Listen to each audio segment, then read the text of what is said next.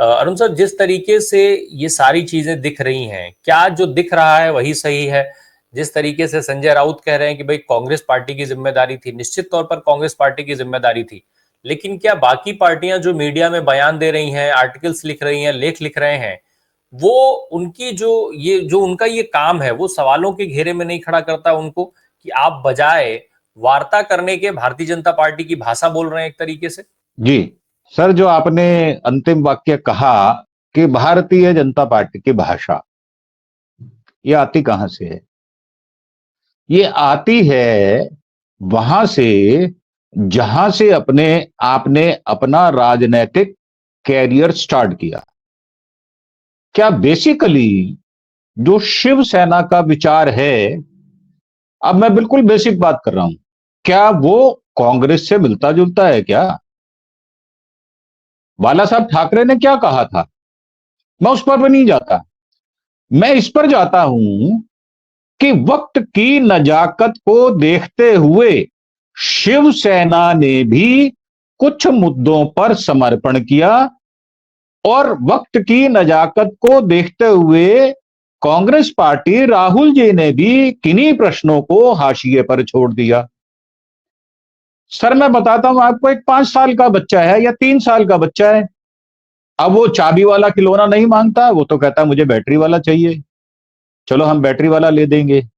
तो कोई रिमोट वाला खिलौना भी उड़ा सकता है क्या वो? मतलब उसके हाथ में अगर रिमोट दे दिया जाए और हेलीकॉप्टर वाला खिलौना दे दिया जाए और 3 साल का बच्चा हो, तो उसको क्या सक्सेसफुल उड़ा लेगा क्या? संजय राउत बिल्कुल ऐसी बातें कर। सर एक बात हमें बिल्कुल ध्यान रखनी पड़ेगी, वो ये कि जब हम क्षेत्रवाद की बात करते हैं, हम बात करते हैं अपने अपने राज्यों की, तो जो दिल्ली राज्य है वो तो आम आदमी पार्टी अभी कल की पैदाइश है, 2012 में वो गठित हुई, परंतु उससे पहले शीला दीक्षित जी ने 2013 तक 15 साल सत्ता चलाई है।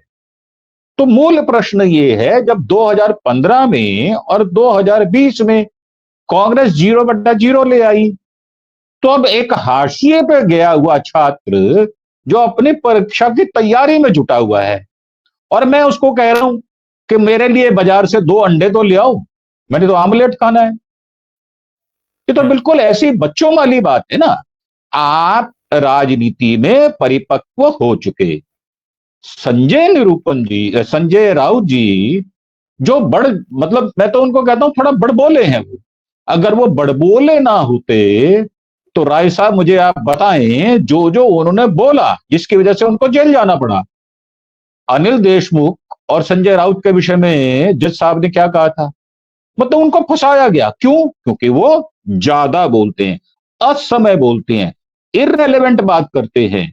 आज समय की पुकार ये है, आज लोहड़ी का पर्व है, और लोहड़ी आपको पता है कि दिल्ली में 40% लोग पंजाबी हैं, बड़ा अच्छा मौका है आज। आज राहुल जी ने जो अपनी रैली रखी है या जो अपना भाषण रखा है, वो सीलमपुर से शुरू कर रहे हैं, और आपको पता है वहां पर हमारे कपिल मिश्रा जी चुनाव लड़ रहे हैं करावल नगर से। तो बड़ा अच्छा मौका है ये, बड़ा अच्छा, मतलब ये टाइमिंग बड़े अच्छे हैं, कांग्रेस को बल देने के लिए ये एक बूस्टर डोज है। और हम बात कर रहे हैं कि इंडिया गठबंधन की, सर 52 महीने पड़े, हफ्ते नहीं, 52 महीने पड़े अभी इंडिया गठबंधन को। और उससे पहले अपने आप स्वयं का बात कह दी, 2027 में हम यूपी में मिलेंगे ना आपसे, तो आप तब क्या करोगे यूपी के इलेक्शन में? तब आप अखिलेश को उंगली करोगे?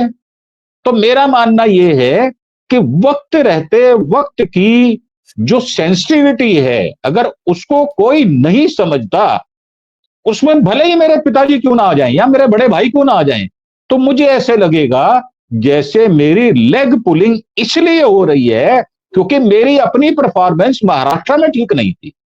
आपने महाराष्ट्र में कितनी परफॉर्मेंस दी? और फिर बात यहां भी आती है कि जब हम राय साहब, हम 5 लोग बैठे हैं, किसी एक ना एक पॉइंट पर तो हमें आपकी बात सुननी पड़ेगी, माननी पड़ेगी, मनन करना पड़ेगा, सेकंड थॉट देनी पड़ेगी। अब हम बच्चों की तरह अगर बात करेंगे तो हम 5 लोग यहां बैठे हुए, हालांकि प्रबल प्रताप शाही तो कांग्रेस के निष्ठा से जुड़े हुए हैं, और मैं उनको सद्भावनाएं, उनको मैं मुबारकबाद भी देता हूं कि वो मेहनत करें, दिल्ली में चुनाव परिणाम लेके आए। सर ये 0-0 किसको अच्छा लगता है? मुझे एक बात बताएं आप, छोटी सी बात है, अगर मनन किया जाए तो ये 0-0 किसी को अच्छा नहीं लगता। और वो अपनी जी जान लगाकर मेहनत कर रहे हैं, बल्कि उनको सपोर्ट करने के आप उनके हाथ पांव खींचकर उनको बिल्कुल। कमजोर करने का प्रयास कर रहे हैं। ये प्रयास आपका कामयाब नहीं होगा। राहुल गांधी बहुत मैच्योर हो चुके हैं, कांग्रेस पार्टी बहुत मैच्योर हो चुकी है। दिल्ली में 3-4 महीने से वो संगठन पर काम कर रहे हैं। झुग्गी बस्तियों में और रीसेटलमेंट कॉलोनीज में उनका बड़ अच्छी आउटपुट आने वाली है। मेरा मानना यह है कि जो ज्वलंत प्रश्न है, आज दिल्ली का चुनाव है, जब ये बीत जाएगा आप बैठ जाना, बात कर लेना, हमें तो कोई हर्ज नहीं। हम तो बिल्कुल। चाहते हैं कि इंडिया गठबंधन मजबूत रहे, और उसमें समझदारी अखिलेश बाबू ने दिखा दी है। उनको पता है। मैं एक उदाहरण देकर अपना समाप्त करता हूं। अखिलेश जब जी। मायावती के साथ गए थे तो 5 पर रह गए थे, मायावती 10 पे चली गई थी। सर जिसके कंधे पर इस्तेमाल करके बंदूक चलाई जाती है ना, झटका उसके कंधे को लगता है, चलाने वाले को कुछ नहीं होता। चलाने वाले को हमेशा फायदा होता है, क्योंकि आप सेना में पुलिस में रही नहीं, आपको नहीं पता होगा। जब पुलिस में भर्ती होती है और गोली चलानी सिखाई जाती है तो उस सैनिक के कंधे पर बंदूक रख दी जाती है कि इसको झटका लगे, इसको अनुभव हो। तो आप राहुल के साथ ऐसा ना करें, या कांग्रेस के साथ ऐसा ना करें कि उसको तीसरा झटका लगे। ये ट्रेल जो बिल्कुल। है ना, क्योंकि हम महाराष्ट्र हार आए, हरियाणा हार आए, तो इसकी ट्रेल, और दिल्ली में 2 बार पहले हारे, उसकी ट्रेल तीसरी बार है। तो आप उनको खुले दिल से, खुली बाहों से उनको मदद करें। अगर कांग्रेस वहां कुछ स्टैंड ले जाती है तो इससे इंडिया गठबंधन, इंडिया ब्लॉक मजबूत होने वाला है, भारतीय जनता पार्टी कमजोर होगी, ऐसी मेरी आशा है जी। अरुण सर, कांग्रेस के बिना काम चलेगा नहीं। गठबंधन अगर राष्ट्रीय स्तर पे कोई भी होगा तो कांग्रेस के बिना तो काम चलने वाला नहीं है किसी का भी। लेकिन सबके अंदर ये डर भी है कि अगर कांग्रेस बढ़ेगी तो हमारा वोट बैंक कम होगा।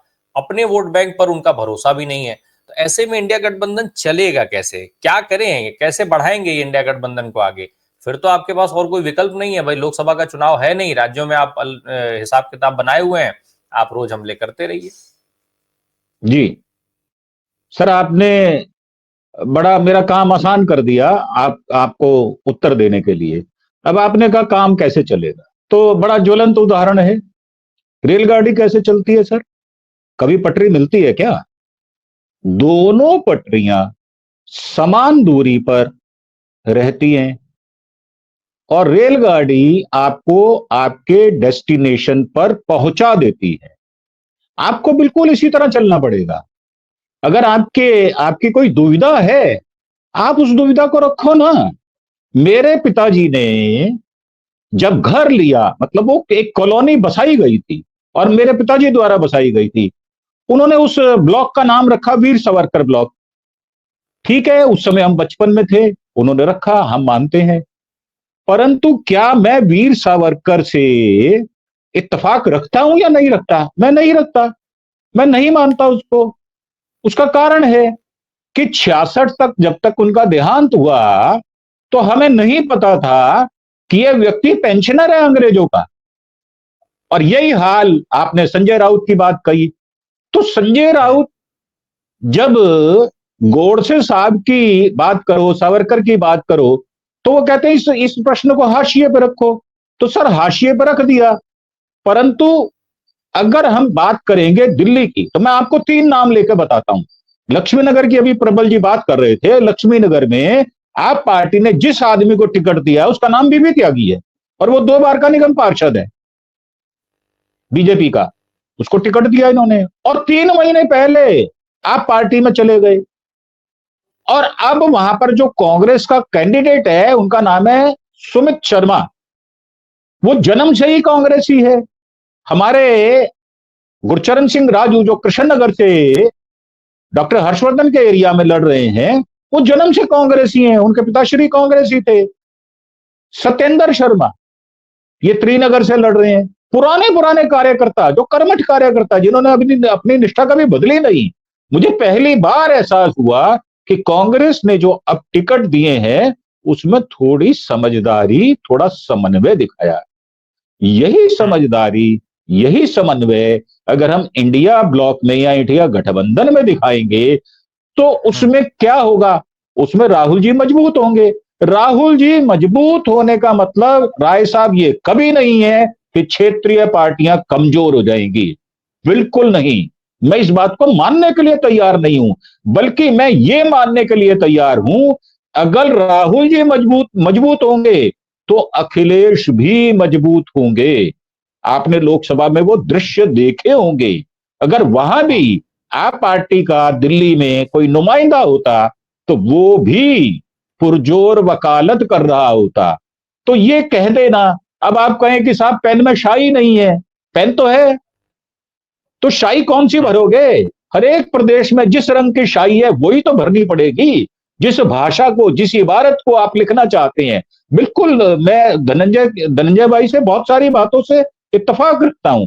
उन्होंने बिल्कुल ठीक कहा है कि ये आखिरकार आपको उसी घर में वापस लौटना पड़ेगा जहां पर आपको इज्जत मिलती है, सम्मान मिलता है, पद मिलता है, आपकी जो वैल्यू है उसको वैल्यूएशन की जाती है, और सम्मानित आप रहते हैं। कम से कम आपकी दिशा दशा तो नहीं बदलती। आप कभी किसी रास्ते पर चले जाते हैं, कभी किसी रास्ते पर चले जाते हैं। सर, किसी बात को कहने के 10 रास्ते हो सकते हैं, 10 वाक्य हो सकते हैं, परंतु विपरीत नहीं हो सकते उसके। उस दिशा की ओर बढ़ना ही पड़ेगा आपको। तो मेरा यह मानना है कि ना इंडिया गठबंधन टूटा है, ना टूटेगा। मैं आपको जैसे जैसे वक्त आएगा, जैसे जैसे क्षेत्रीय चुनाव आएंगे, मैं आपको दिखाऊंगा यही लोग राहुल जी की मिन्नतें कर रहे होंगे कि साहब आप हमारे यहां जाओ। क्योंकि जो भीड़ है, जो विश्वास है, जो जो एक दंभ नहीं होना चाहिए राजनीति में, वो राहुल है। उनका नाम राहुल है। ये जो कहा जाता है ना कि वो नफरत की दुकान छोड़कर प्रेम की बात करते हैं, तो वो प्रेम की बात वाकई में करते हैं। कभी आप उनसे मिलेंगे तो आपके बहुत सारे कॉन्सेप्ट क्लियर हो जाएंगे। इंडिया गठबंधन इंटैक्ट रहेगा। यही संजय राउत कसीदे पढ़ते हुए मैं आपको दिखा दूंगा। यही और लोग, चाहे वो फारूक अब्दुल्ला हो, चाहे वो उमर अब्दुल्ला हो। उमर अब्दुल्ला और फारूक अब्दुल्ला की जब स्टेटमेंट नहीं मिलती पिता पुत्र होने के नाते भी, तो मैं समझता हूं इंडिया गठबंधन को समझने के लिए थोड़ा परिपक्व दिमाग और चाहिए, थोड़ी और गंभीरता चाहिए, थोड़ा और समय को बीत जाना चाहिए। परंतु ये इंटैक्ट रहेगा। दिल्ली में एक बार कांग्रेस के रिजल्ट आने दें, उसके बाद बातचीत की जाएगी। जी।